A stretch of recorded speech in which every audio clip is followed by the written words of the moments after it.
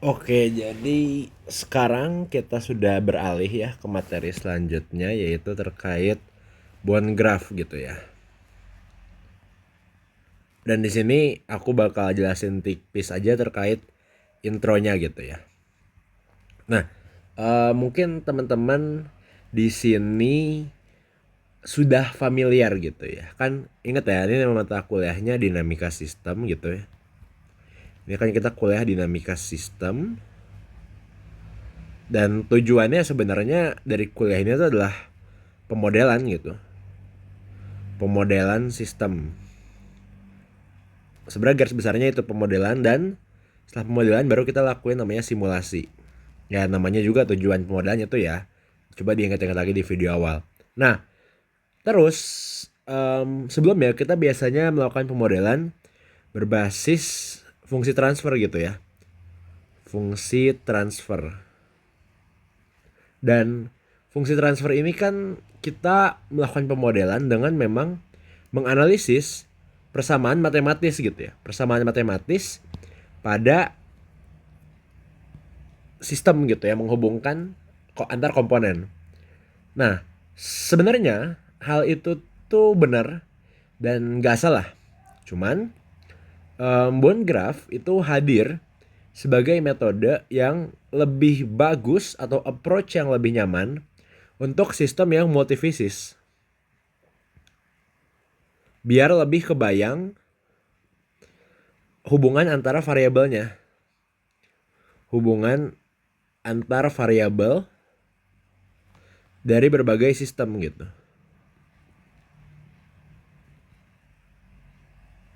Seperti itu. Jadi kata kuncinya itu ada di multifisis ya teman-teman. Nah cuman rangkaian video ini kita akan mulai membahas dulu dari sistem-sistem seperti mechanical, electrical, gitu, hydraulic.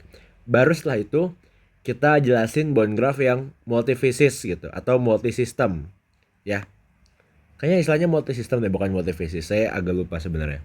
Nah tapi intinya dia lebih dapat simply menggambarkan. Jadi bond graph ini dia sebenarnya lebih ke metode bagaimana cara kita menguraikan sistem kita sehingga kita memperoleh suatu model matematis gitu yang melalui prosedur yang cukup sederhana dan teratur gitu. Seperti itu. Jadi memang metode bond graph ini tuh ya, dia tuh kalau secara kelebihan dia tuh memang metodenya cukup teratur banget, teratur dan sistematis. Terus cocok untuk sistem multi fisis gitu ya.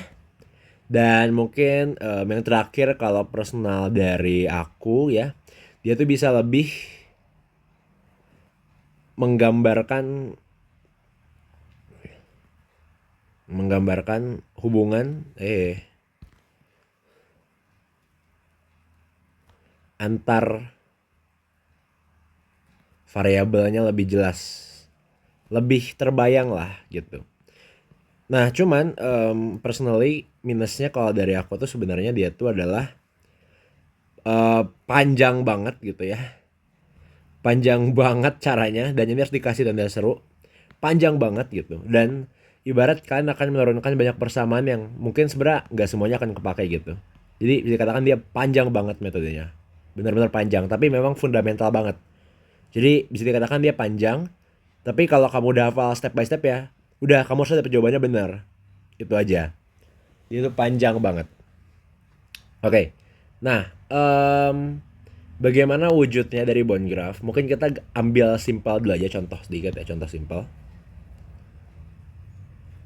Contohnya kita punya sistem elektrikal, misalnya kita punya tegangan, misalnya nilai V, lalu dia dirangkai dengan suatu rangkaian seri gitu ya, antara resistor dan kapasitor.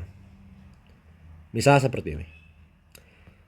Bagaimana cara kita melakukan pemodelan matematis seperti biasa ya? Cara biasa gitu ya. Ya kita udah punya skematik rangkaiannya ya. Lalu kita uraikan saja persamaan yang berlaku di rangkaian ini. Misal ada tegangan resistor dan ada tegangan kapasitor. Lalu misalnya tegangan total sama dengan tegangan resistor tambah tegangan kapasitor. Karena dia rangkaiannya seri ya. Lalu kita tahu bahwa tegangan resistornya misalnya adalah arus dikali resistansinya gitu ya. Lalu misalnya tegangan Di kapasitornya adalah super C integral I dt gitu ya. Seperti ini gitu. Dan sebenarnya dari persamaan ini kan kita bisa misalnya menggunakan fungsi transfer gitu ya, transformasi Laplace gitu. Lalu ntar akhirnya kita akan memperoleh hubungan antara variabel output system gitu ya, misalnya arusnya, dan variabel inputnya itu tegangannya gitu. Dan itu yang terjadi gitu ya. Kita bisa menggunakan Laplace gitu ya. Laplace bisa dapat fungsi transfer seperti itu. Dan akhirnya dapat model. Model dapat, akhirnya bisa simulasi. Nah, bagaimana dengan approach dengan bond graph? Nah, bond graph ini bisa dikatakan dia cukup sistematik. Ya. Pertama, kita harus menggambar dulu cara bond graph ini, yaitu adalah kita menggambarkan komponen di sistemnya. Komponen di sistemnya ini tuh ada tegangan yang which is dia adalah dikatakan adalah sumber dari effort. Anggap aja, pahami dulu aja. Lalu dia ini mengalami dua junction. Ada dia hubungan antara V ini dengan dua komponen ini adalah digambarkan dalam suatu junction. Dan karena kita tahu ini rangkaian ini seri, maka junctionnya itu simbolnya S atau seri gitu. Seperti itu. Dan dia junction antara misalnya resistor dan kapasitor. Seperti ini. Gitu. Dan di setiap lengannya kita gambarkan variabel namanya effort dan flow. Untuk rangkaian listrik, effortnya itu adalah tegangan dan flow-nya adalah arus. Seperti ini. Misalnya ini VI, lalu ini VRI, lalu ini misalnya VCI. Seperti itu. Dan aturannya adalah di junction seri itu variabel flow itu bernilai sama, sehingga total penjumlahan variabel effortnya lah yang bisa kita hitung, yaitu V sama dengan VR tambah VC gitu. Dan kita bisa menggunakan persamaan yang sebelumnya sudah kita lakukan. Seperti itu. Nah, terus mungkin kalian sudah mulai kepikiran kayak kenapa aku bilang cara bond graph itu akan lebih panjang ya. Karena kita ada extra step. Extra step apa? Extra step penggambar si the bond graph-nya itu lah, the graphical, the diagramnya gitu, the diagram bond graph-nya ini loh. Ini extra step yang kita lakukan gitu. Yang sebenarnya kira-kira kita akan dapat persamaan yang sama juga gitu ya. Kalau kalian nyadar, ya sebenarnya persamaannya sama-sama lagi gitu ya. Nah ini tapi extra step yang kita lakukan gitu. Untuk apa? Nah, ini nanti akan kita lihat kenapa dia bisa powerful banget. Sementara ini mungkin kalian akan nyadar, oh extra stepnya bond graph ini kayaknya kurang worth it nih gitu. Tapi kalau kalian udah mempelajari sistem yang multifaceted yang udah lumayan kompleks gitu ya, ya ini akan cukup worth it untuk menggambarkan sistemnya daripada kalian menganalisis persamaan dari diagramnya langsung gitu ya. Mungkin akan lebih gampang kalian dibuat dulu bond graphnya, baru diturunin persamaannya. Seperti itu. Oke. Nah, terus apa aja istilah yang akan kepake? Well, pada bond graph itu kita ada 4 komponen, sementara tahunya 4 dulu aja. Jadi yang pertama kita punya namanya sumber gitu ya. Sumber.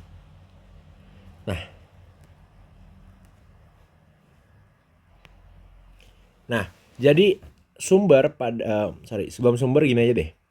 Kita bahas dulu elemen pada rangkaian.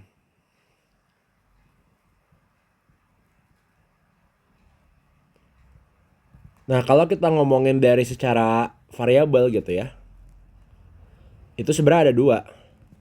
Yaitu yang pertama effort, yang kedua adalah flow. Oke. Dua variabel ini itu adalah dua variabel yang tadi Anda lihat di lengan dari bond graph. Dan effort dan flow ini itu berbeda-beda untuk sistem rangkaiannya. Kalau misalnya kita punya sistem electrical, maka effortnya tegangan, flow-nya arus. Kalau misalnya kita punya sistem mechanical, maka effortnya itu adalah gaya dan flow-nya adalah kecepatan. Kalau kita punya sistem fluida, maka effortnya itu adalah tekanan dan flow-nya adalah debit. Ini beda-beda, tapi cara untuk kita menganalisis sistem multifaceted itu kan berarti kita harus mencari kesamaan dulu dari antara kedua sistem agar kita bisa menyatukan mereka. Dan bond graph ini kita mengabstraksi variabel yang mungkin kita taunya oh ya ini ada tegangan, ada arus, ada apa, ada kecepatan, ini tekanan, bla bla bla. Nah kita coba abstraksi dulu. Sebenarnya sistem itu kita hanya perlu tahu dua jenis nilai variabelnya aja, yang which is ada namanya variabel effort dan variabel flow gitu. Nah pada rangkaian gambar bond graph gitu ya, setiap lengan itu ada effort itu di atas, flow itu di bawah. Ini emang konsensus aja, ini nggak perlu benar, maksudnya ya memang ini konsensusnya aja gitu bahwa effort itu di atas, flow itu di bawah. Seperti itu. Oke. Nah, lalu bagaimana dengan komponennya? Nah, kalau komponen, yang pertama ada yang source.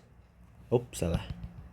Ada source, lalu komponen ini bisa kita bagi ke ada namanya sistem resistif, kapasitif, lalu induktif. Nah, source ini apa? Source ini yang bisa kita sebut sebagai input dari sistem.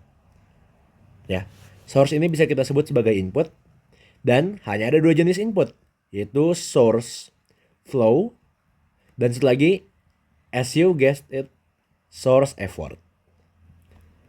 Simbolnya gimana? Kalau yang source flow itu adalah SF dan source effort adalah SE. Seperti itu. Lalu ada 3 jenis komponen, resistif, kapasitif, induktif. Bedanya apa? Pertama, kalau resistif dia itu kan sifatnya adalah disipasi energi atau membuang energi sistem. Nah, kalau dua ini sebenarnya sama-sama menyimpan energi ya. Sama-sama menyimpan energi. Bedanya, kalau kapasitif dia menyimpan energi dalam variabel flow. Kalau kalau induktif gitu ya, dia menyimpan energi dalam variabel effort. Kayak gitu. Oke. Nah, bagaimana persamaannya? Well, setiap dari resistif, kapasitif, induktif ini punya simbol masing-masing. Kalau resistif simbolnya adalah R, kapasitif simbolnya adalah C, induktif ini simbolnya I. Oke. Nah, hubungan variabel pada 3 komponen ini adalah kalau pada R itu hubungannya adalah variabel effort itu sama dengan nilai R dikali variabel flow. Kalau pada komponen kapasitif, maka dia adalah variabel flow itu sama dengan konstanta C-nya dikali turunan dari effort per waktu. Kalau variabel induktif, maka dia adalah variabel effort itu sama dengan konstanta induktifnya dikali turunan variabel flow terhadap waktu. Oke. Dan ini itu disebut sebagai persamaan dasar lah ya. Persamaan dasar setiap komponen. Seperti itu. Jadi memang persamaan-persamaan yang digunakan itu hanya menyangkut variabel effort gitu ya. Terus ada variabel flow juga. Dan yang terakhir itu adalah ya konstanta dari setiap ini ya. Tunggu. Konstanta dari setiap jenis komponen. Kayak gitu. Oke. Nah lalu bagaimana? Oh ya, setelah variabel komponen ada namanya istilahnya junction. Junction ini ya yang menjelaskan hubungan antara komponen gitu ya.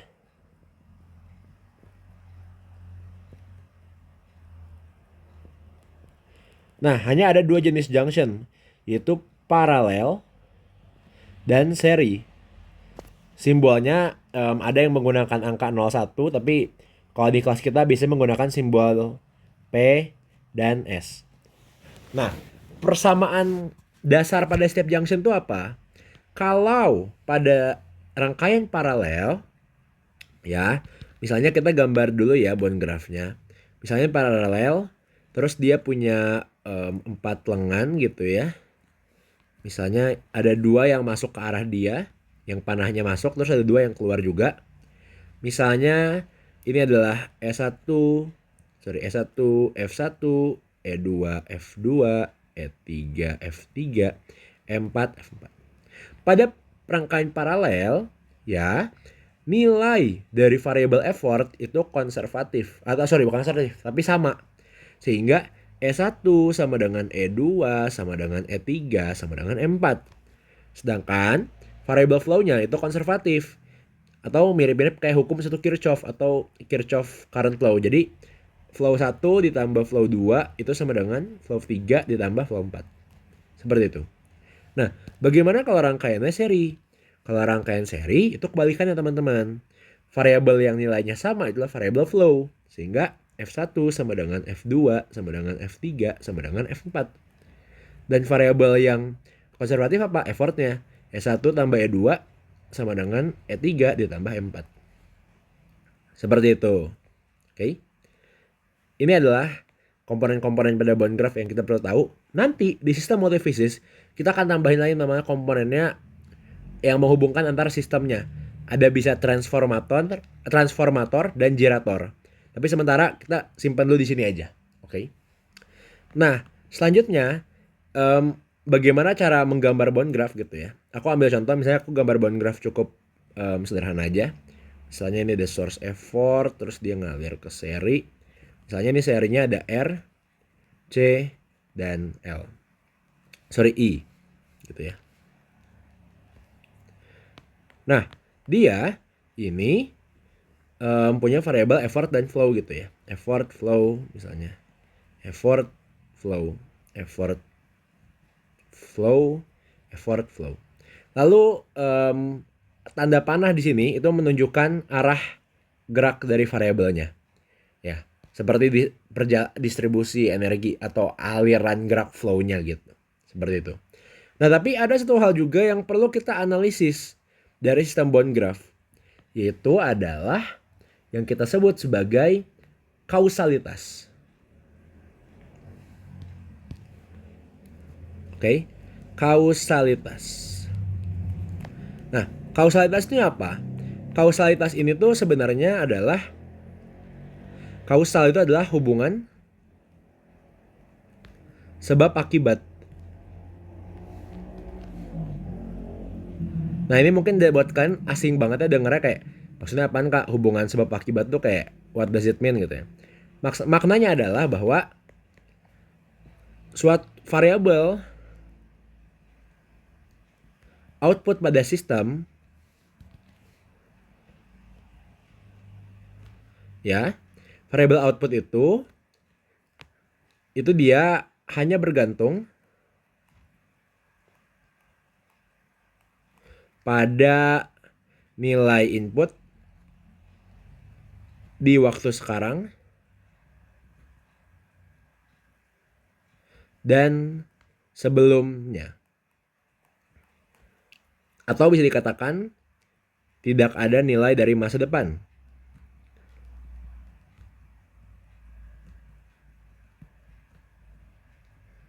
Seperti itu. Dan jika sistem non kausal, maka sistem tidak ada gitu secara aslinya. Secara realnya dia nggak ada. Dan ini adalah salah satu aspek penting yang perlu kita lakukan, namanya analisis kausalitas. Bagaimana cara analisis kausalitas? Pertama-tama kita belajar dulu cara ngegambarnya.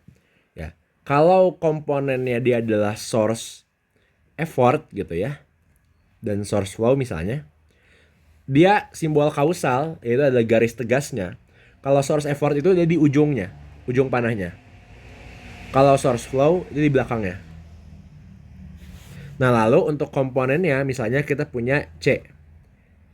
Kalau misalnya C, katakanlah dia C seperti ini ya. Kalau C itu dia simbol kausalitasnya ada di bagian depan. Oke. Simbol kausalitas dari C itu ada di depan. Dan kalau misalnya buat induktor gitu ya, itu ada di belakang. Nah, bagaimana kalau resistor? Resistor itu sebenarnya dia bebas. Mau di depan maupun di belakang itu sama aja. Nah, lalu apa cara analisis kausalitas gitu ya? Sistem akan kausal jika gitu ya. Pada junction S, ini bahasa gampang aja ya.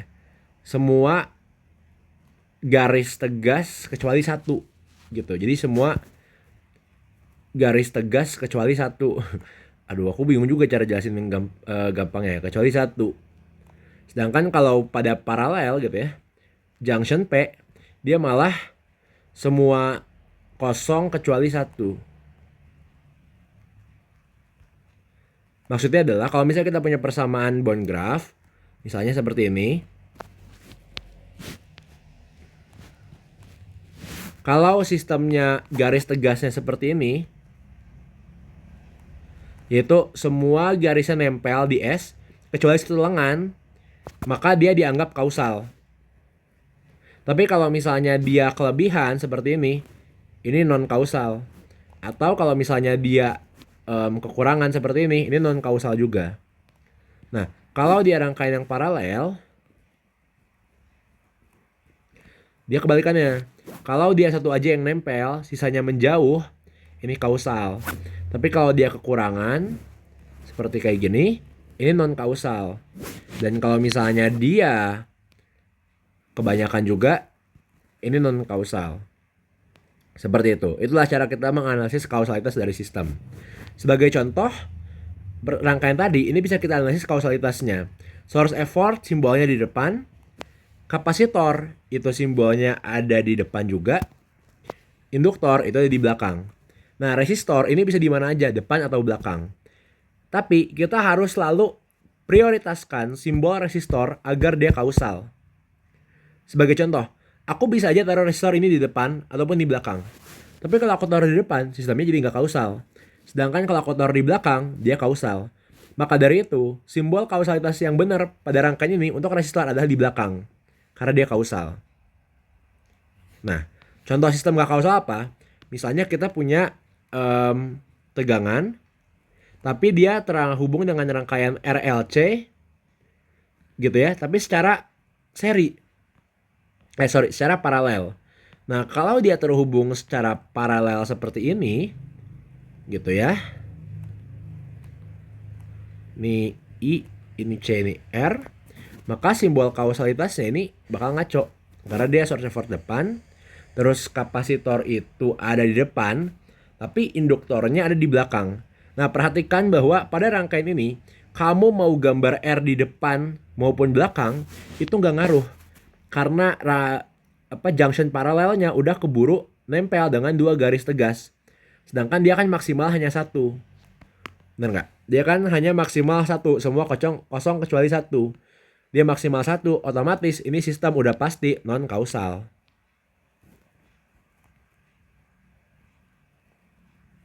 Seperti itu.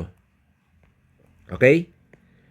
Kurang lebih itu aja dasar materi yang perlu dipahami sebelum kita terjun lebih dalam ke setiap bagian dari bond graph. Bakal dibahas sistem mechanics, fluid, dan electrical. Lalu terakhir tutup dengan sistem multifisis. Seperti itu. Dan untuk bond graph ini, oh ya, tadi belum dibahas ya. Untuk bond graph ini kita akan menggunakan persamaan diferensial dari persamaan dasar komponen ini. Namun kita tidak menggunakan fungsi transfer, melainkan kita menggunakan persamaan state space. Oke. Jadi kita udah melupakan fungsi transfer ya kawan-kawan, kita sudah menggunakan sistem state space. Oke, mungkin itu aja dari video introduction. Kita bisa lanjut ke video selanjutnya. Terima kasih.